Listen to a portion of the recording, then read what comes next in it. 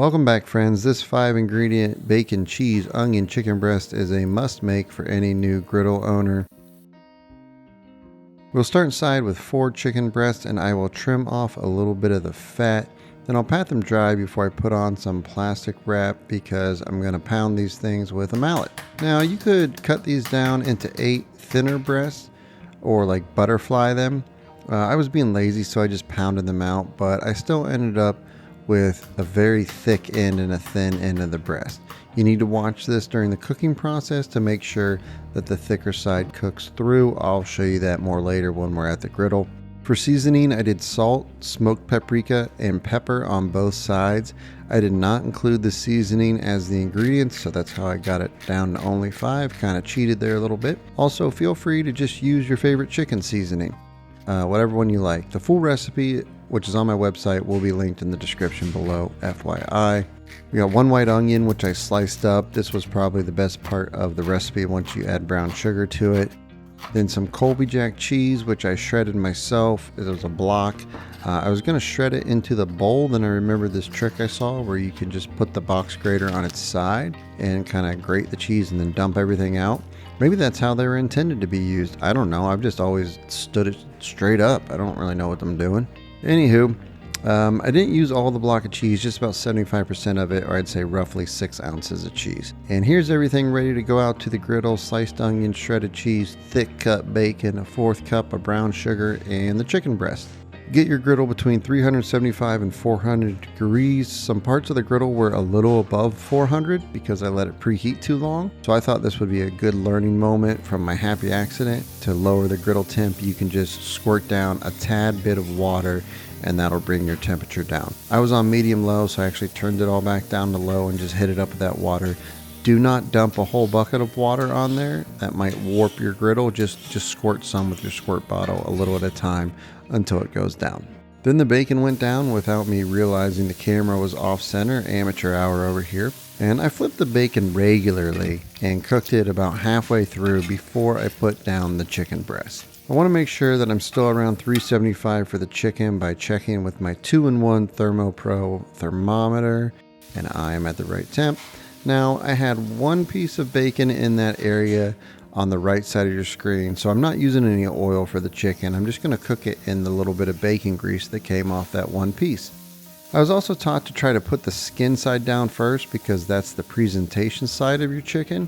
I guess it doesn't matter for this because we're just covering it with bacon and onions and cheese, but just a good little thing to know. I'm going to go ahead and cook these breasts for about 7 minutes per side, or a total of roughly 14 to 15 minutes. Keep on flipping the bacon regularly, moving any pieces that look done towards the front because that's a little cooler on my griddle, while I'm moving any pieces that need to be cooked longer in the middle because that's a hot spot for me and I want to cook those quicker. Then I'll try my best to scrape off all the bacon bits and as much grease as I can. Don't worry about getting all the grease. You want to leave a little bit because we're going to cook the onions right in it, but you don't want like a ton. So just scrape it down the best you can, and I promise there will still be plenty of leftover bacon grease to cook these onions in. There's our onions.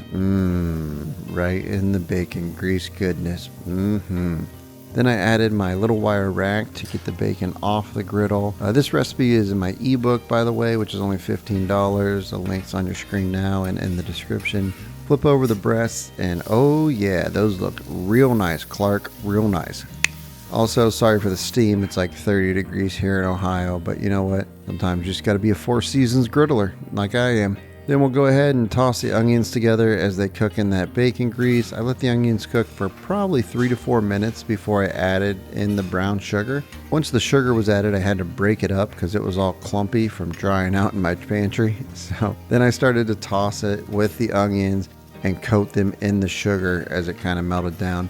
This may or may not surprise you, but onions cooked in bacon grease coated in sugar is delicious. So who knew? I moved the onions to the side and turned those burners off. And then I started temping the chicken. This is why I like the 2-in-1 from ThermoPro, because you get the surface temp and the internal temperature of your food. Precision cooking made easy. Grab a thermometer now and never overcook any of your food on the griddle again. Link is in the description. So here's what I was talking about with the thickest end of the breast. You can see when I push the probe, all the way in, I'm at like 180, which is finished because the probe has gone towards the thinner side. But when I temp just the thick area, I don't push it all the way in, it's only 135 to 140, which is not done. Same thing with this one, I'm at 174 all the way in and 139 when I'm just in the thickest part. So I lifted up the breasts to focus on cooking the thick part of each of them. And then I actually shingled them on top of each other so only that thick part was touching the griddle, which is kind of a lot of work. Honestly, next time I think I'll butterfly these all the way through and get 8 thinner chicken breasts so I don't have this problem and have to worry about it. Once they all got to temp, we went ahead and topped them.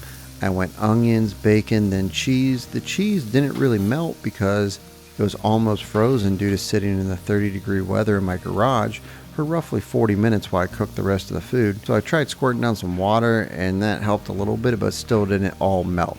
Next time I might put the cheese on top of the chicken first, then the hot onions on top to help the cheese melt, followed up by some bacon last. Or it might actually just be summertime and maybe it doesn't matter and it won't be a problem because everything will melt. Anywho, this was fantastic overall. I mean, I will be making this again for sure. I might do another video on it where I cut the chicken all the way through. If you want to see 10 more new recipes that just went in my updated ebook, click the video on your screen now. Thank you so much for watching. Have a good one. Keep on griddling, friends.